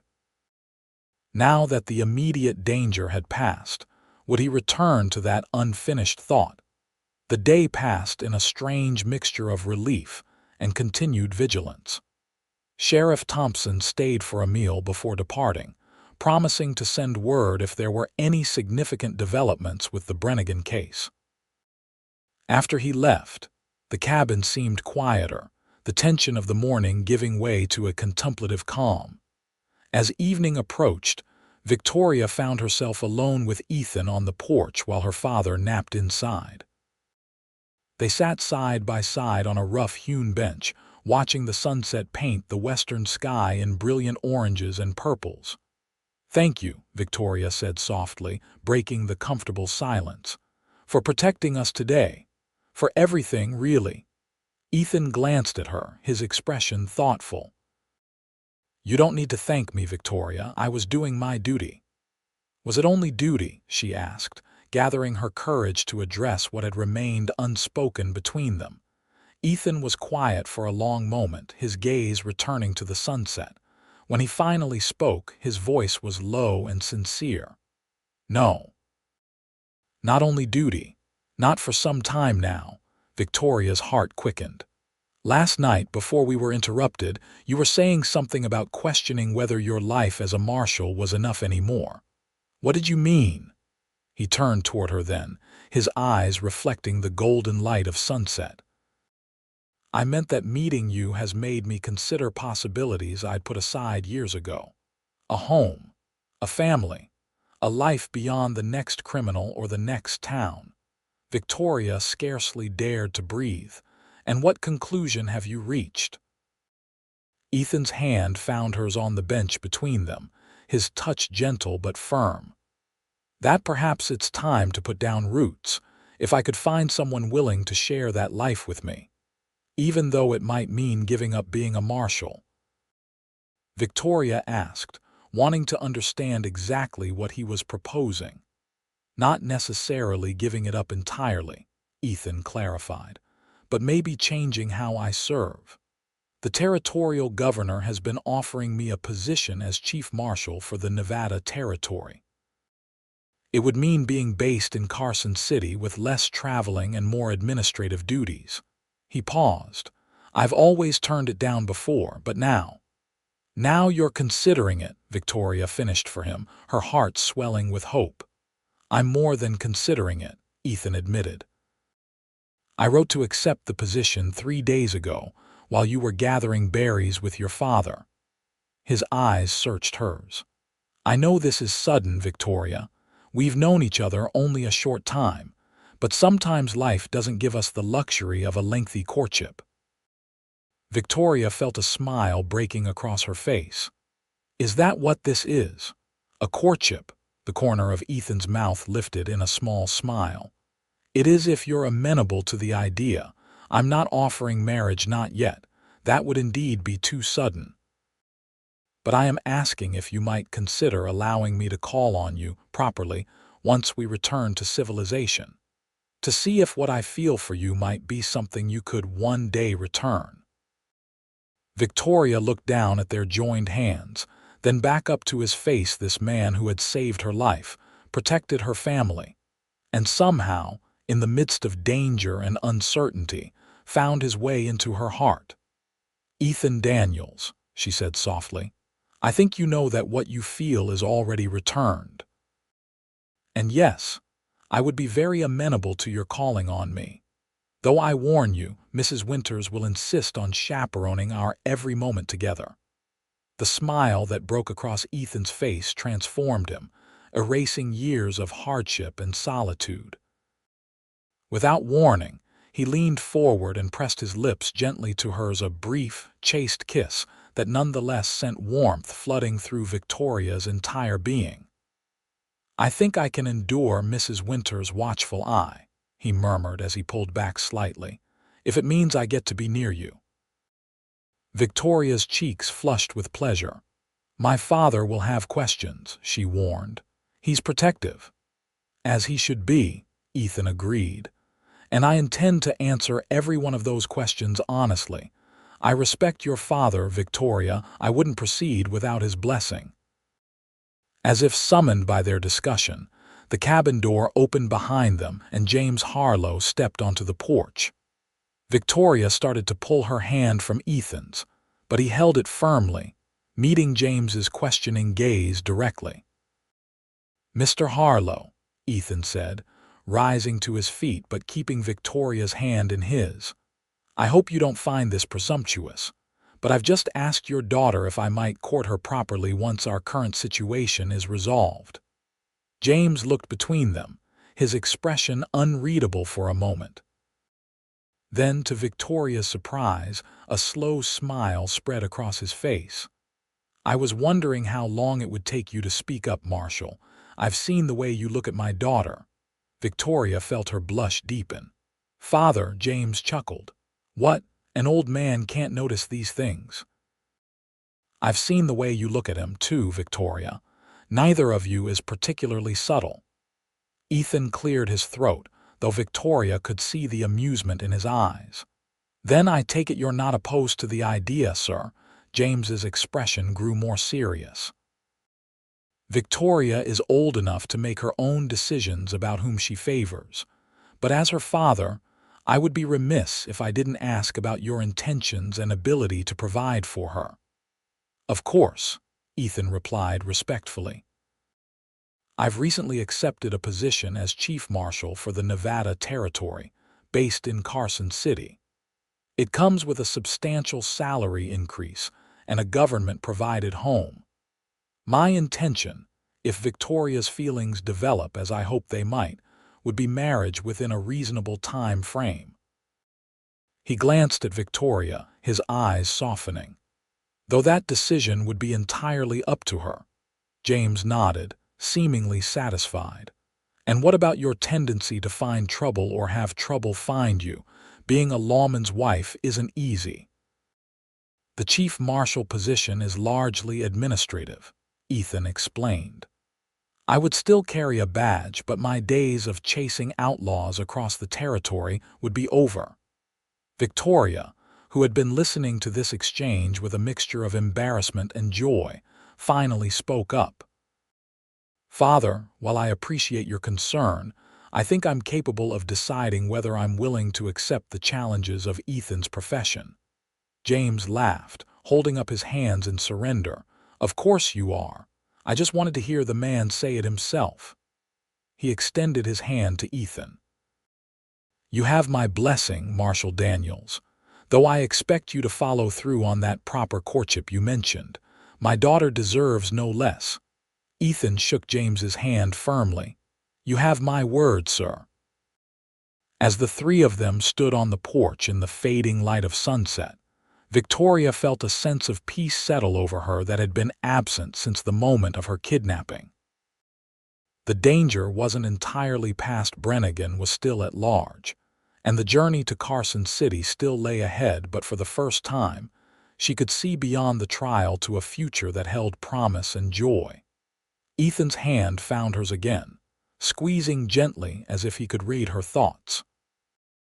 Victoria returned the pressure, her heart full as she looked out over the valley that had provided them sanctuary and unexpected love in their time of greatest need.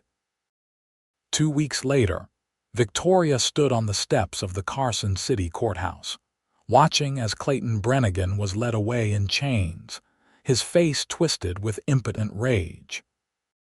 The trial had been swift and decisive, with overwhelming evidence presented against him, including Victoria's calm, clear testimony about her kidnapping and the statements made by her captors.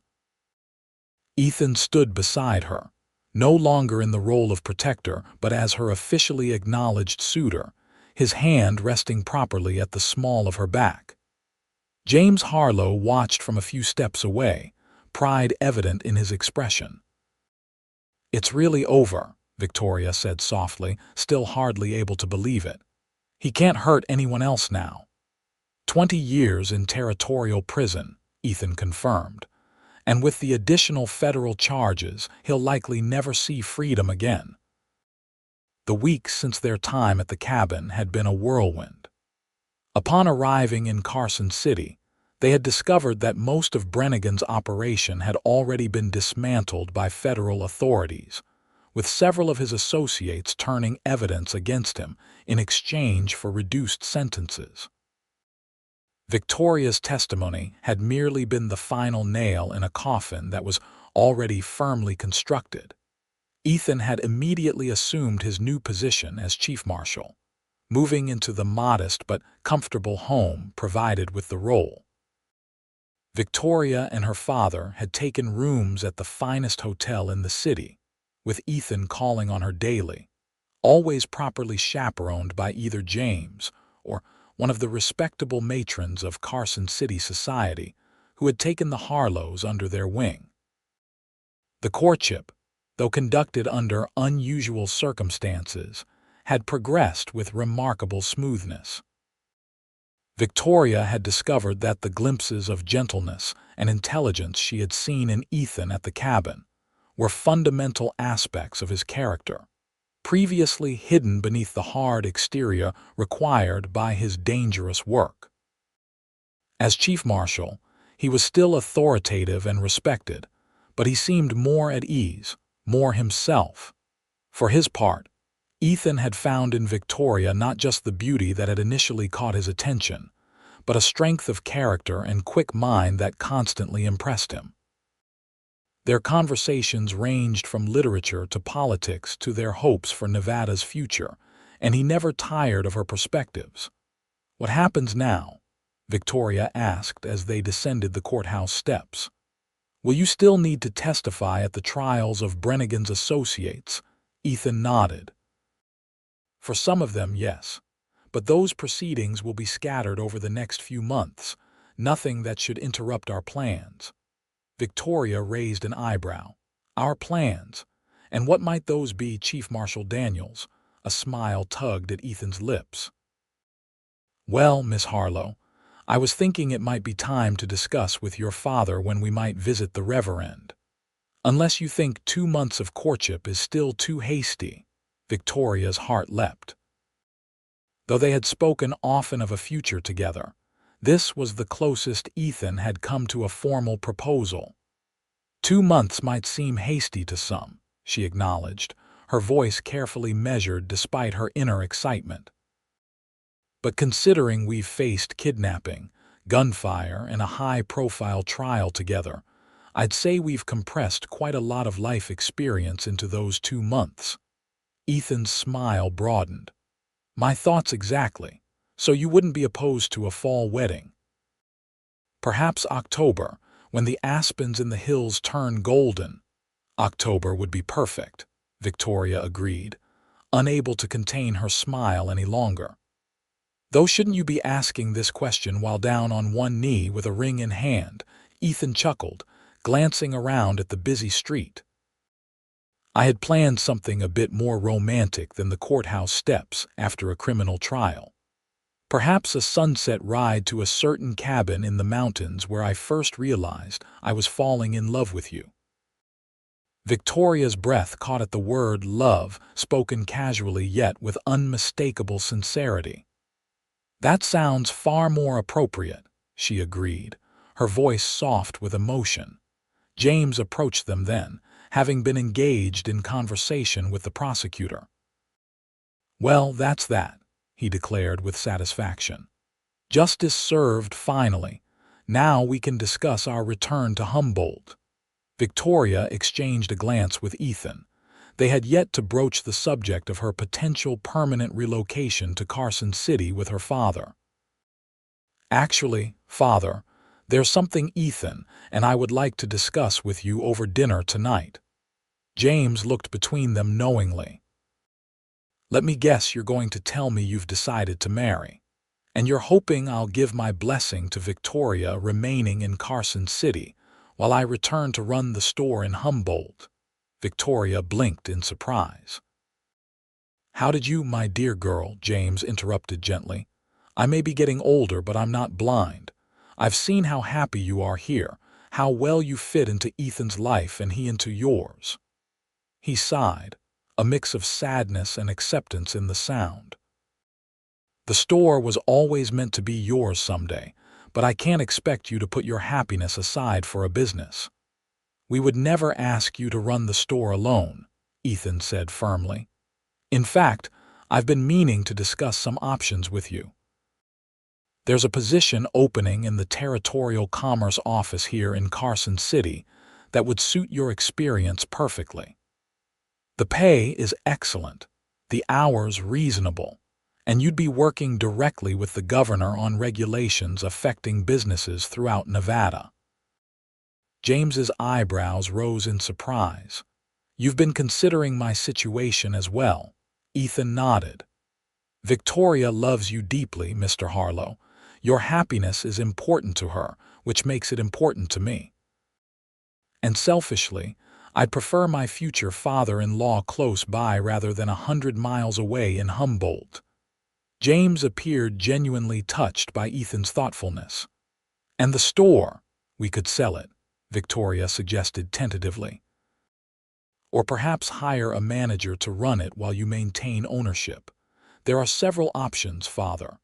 What matters is that whatever we decide as a family." The word family seemed to resonate with James. He looked between Victoria and Ethan, seeing not just his daughter and her suitor, but the beginning of a new branch of the Harlow family tree. "Well," he said finally, his voice a bit gruff with emotion, "I suppose I could at least hear more about this commerce position before making any decisions." Victoria hugged her father impulsively, relief and gratitude flooding through her. "Thank you, Father, for understanding, for supporting us, for everything." James patted her back affectionately. "You deserve happiness, my dear, and Marshall Daniels Ethan clearly makes you happy." He stepped back, a twinkle entering his eye. "Now, I believe you two had plans for a certain mountain cabin. Perhaps this weekend would be appropriate with Mrs. Winters as chaperone, of course." Ethan nodded seriously, though Victoria could see the suppressed smile in his eyes. "Of course, sir. I wouldn't have it any other way." 3 days later, Victoria found herself once again approaching the cabin in the mountains, though under vastly different circumstances than her first visit. This time, she rode beside Ethan on her own horse, with Mrs. Winters following at a discreet distance on a gentle mare and 2 packed horses carrying supplies trailing behind. The autumn air was crisp and clear, the aspens beginning their transformation from green to gold. The valley seemed even more beautiful than Victoria remembered, peaceful in the afternoon sunlight. "It hasn't changed at all," she observed as the cabin came into view. "Some things don't need to change to become more precious," Ethan replied, his gaze on her rather than the landscape. They had maintained proper decorum throughout their courtship, with only occasional stolen kisses when chaperones momentarily looked away. But the memory of those few private moments at the cabin conversations by firelight, the first tentative acknowledgement of feelings, had sustained them through the formalities required by society. Mrs. Winters, true to form, insisted on inspecting the cabin thoroughly before allowing the young couple any privacy, even on the porch. "I promised Mr. Harlow I wouldn't let you two out of my sight," she declared, though her stern expression was belied by the twinkle in her eye. "At least not for too long." By sunset, they had settled into a comfortable routine.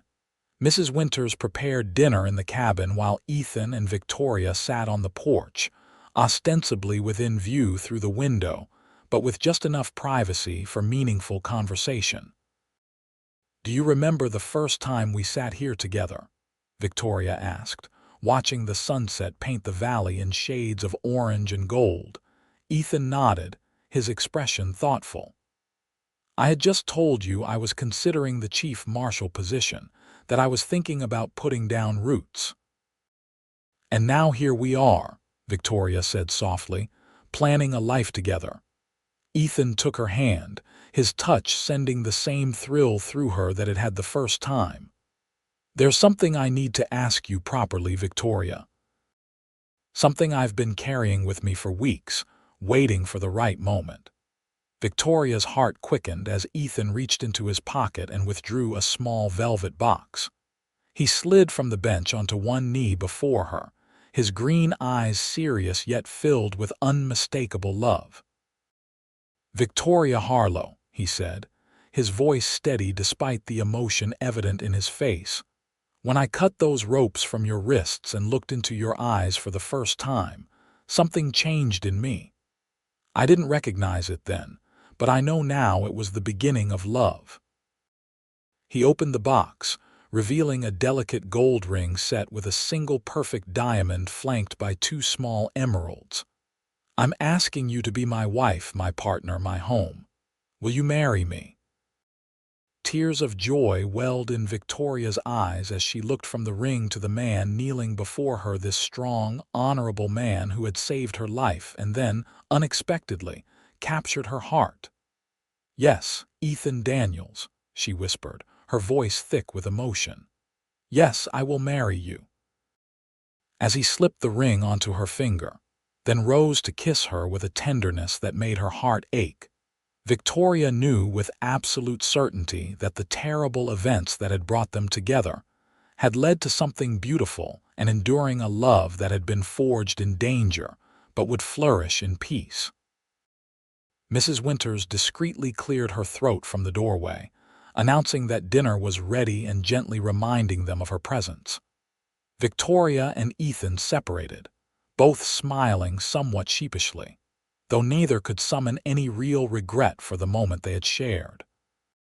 As they entered the cabin, the golden light of sunset giving way to the warm glow of lamplight within, Victoria felt a profound sense of coming home, not to a place, but to a person, to a future built on mutual respect and deepening love.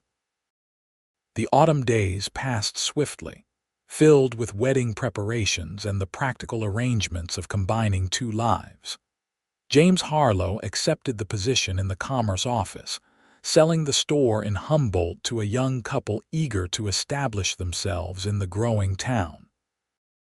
The Harlows relocated to Carson City permanently, with James taking rooms near the government offices while Victoria remained at the hotel until the wedding. Ethan's home, a handsome 2-story structure provided by the territorial government, underwent a transformation under Victoria's careful direction. New curtains, rugs, and furniture turned the previously Spartan bachelor's quarters into a warm, inviting family home. Ethan watched these changes with amused tolerance, happy to see Victoria making the space her own. On a perfect October afternoon, with the mountains aflame in autumn colors, Victoria Harlow became Victoria Daniels in a ceremony attended by the most prominent citizens of Carson City, including the governor himself. Sheriff Thompson traveled from Humboldt for the occasion, along with many of the townspeople who had known Victoria since childhood. As they exchanged vows in the white steepled church at the center of town, Ethan's voice was steady and sure, his eyes never leaving Victoria's face.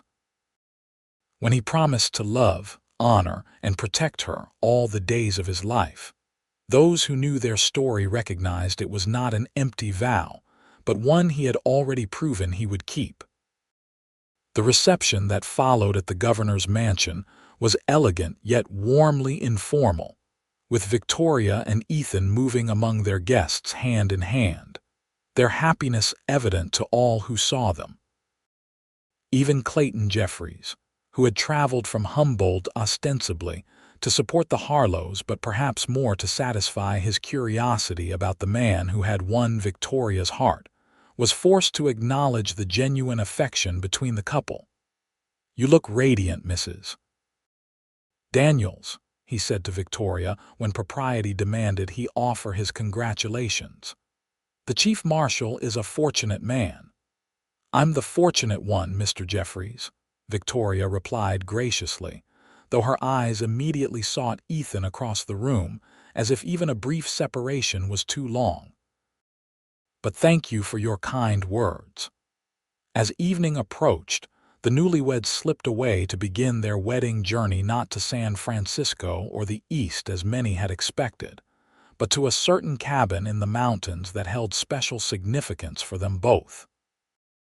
This time, however, there would be no chaperone, no immediate danger, no uncertainty about their feelings or future.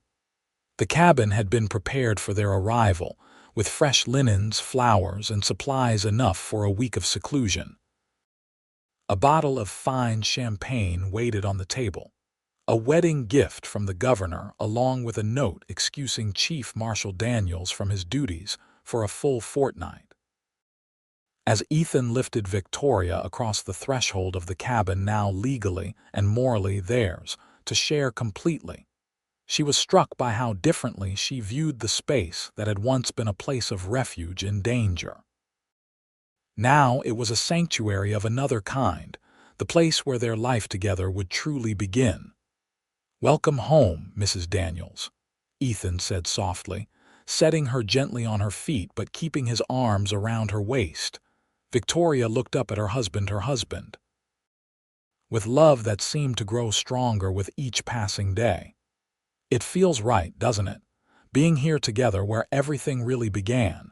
Ethan nodded, his expression tender as he reached up to trace the curve of her cheek. "Full circle, from fear to safety, from danger to peace. From strangers to husband and wife," Victoria added, rising on tiptoe to press her lips to his, no longer concerned with propriety or chaperones or anything but the love they shared. Later, as they lay together in the soft darkness of the bedroom, Victoria rested her head on Ethan's chest, listening to the steady beat of his heart beneath her ear. The journey that had brought them to this moment had been unexpected and fraught with peril, yet she wouldn't have changed a single step if it meant not finding her way to him. "What are you thinking?" Ethan asked quietly, his fingers tracing lazy patterns on her bare shoulder. Victoria smiled in the darkness. "I was thinking about fate, actually, how the worst day of my life led to the best days of my life." Ethan's arms tightened around her. "I've thought the same.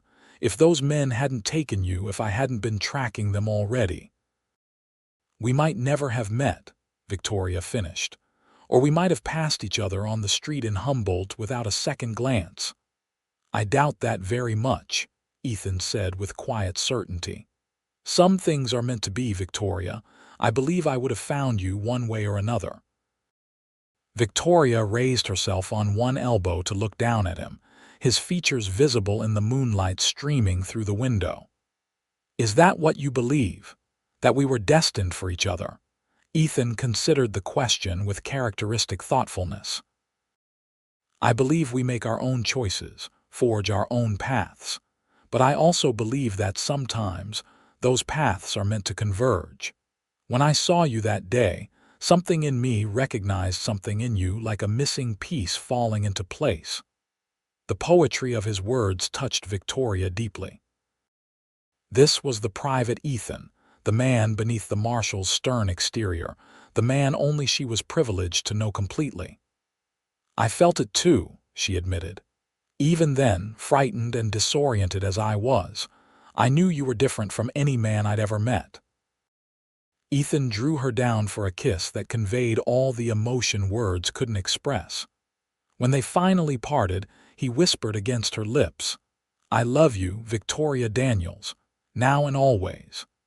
"And I love you," she replied, her heart so full it seemed impossible to contain such happiness. Now and always. In the years that followed, the story of Marshal Daniels and Victoria Harlow became something of a legend in Nevada territory, how he had rescued her from kidnappers, protected her from a powerful criminal's vengeance, and ultimately won her heart.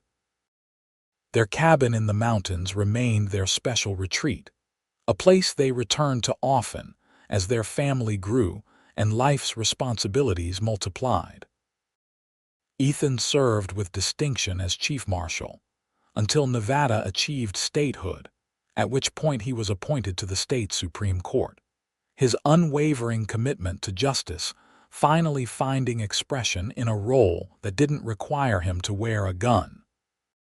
Victoria, meanwhile, established a school for young women in Carson City, teaching them not just the traditional feminine arts, but also practical skills like bookkeeping and self-defense that would serve them well on the frontier. They had 3 children, 2 boys and a girl, all of whom grew up hearing the story of how their parents met, though the more frightening aspects were softened until they were old enough to understand. The oldest son eventually followed his father into law, while the younger became a doctor. Their daughter, with her mother's spirit and her father's sense of justice, became one of Nevada's first female attorneys. James Harlow lived to see all 3 of his grandchildren grown, his later years filled with the joy of family and the satisfaction of contributing to Nevada's development through his work in the Commerce Office.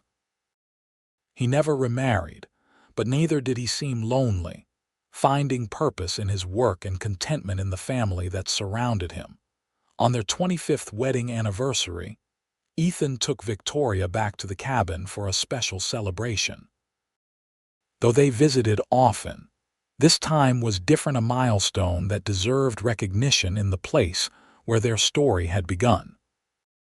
As they sat on the porch watching a sunset remarkably similar to the one they had shared on the day he proposed, Victoria leaned her head against Ethan's shoulder, comfortable in the silence that comes from years of shared experience.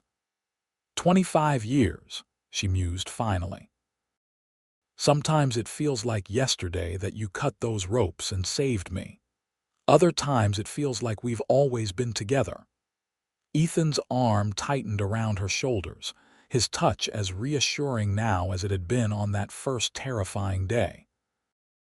Best decision I ever made, following those tracks to that wagon. He pressed a kiss to her temple, still silver-free despite the passage of years. Though I think my second best decision was asking you to marry me. Victoria laughed, the sound as clear and joyful as it had been in her youth. And to think, all it took was a kidnapping, a shootout, and a high-profile criminal trial to bring us together. Most couples have to make do with a dance at a social.